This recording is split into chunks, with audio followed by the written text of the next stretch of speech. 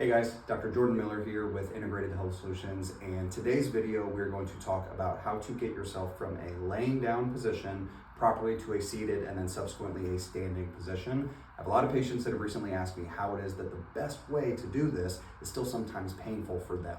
So we're going to walk through it step by step. So let's imagine you're in a bed, on a couch, or in any position horizontally. The number one thing you have to do is ultimately get onto your side. So whether you're face down, face up, on your side to begin with, we ultimately need you on a side closest to the open area. So imagine this is your couch. We want you facing away from that back side of the couch, not facing into it. What you're going to begin by doing is taking both of the knees and gently elevating them up towards your chest.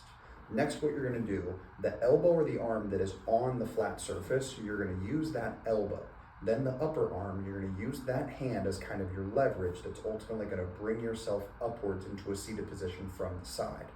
As you do that, you're going to want to kick your feet off of that surface. So when they go into that open area and they drop, that's going to kind of leverage the hips and begin that momentum to bring you into a seated position.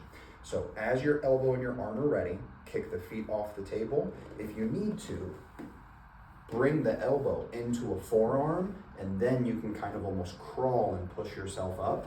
Otherwise, if you're strong enough and it's not necessarily too uncomfortable, you can kind of push yourself straight upwards. Now that's only half the battle, because once you're seated, we still need you to get standing. Now what I don't often like seeing is people putting the hands on the knees and kind of rocking and throwing their body forward to get onto their feet, and then you have to rely solely on your back to bring yourself upwards.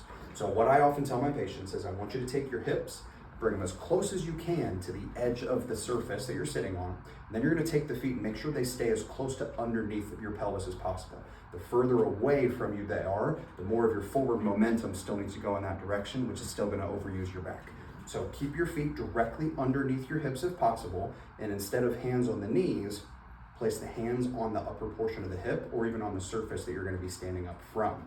Keep the chest nice and tall, and make the head look upwards. If you're staring down at the ground, that's exactly where your body's gonna go. So make sure momentum is bringing you in that upward direction.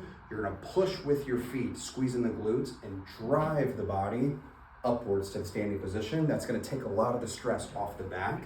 Now, doing it this way, getting up from that laying and a seated position, it really helpfully uses the core to make sure that you're taking some stress off of that lower back. Now, this may not be 100% pain-free, but it is the best way to transition between those positions, especially if you're dealing with some lower back trouble. So try it out. If you have any questions, please comment them below, and we'll see you next time, guys.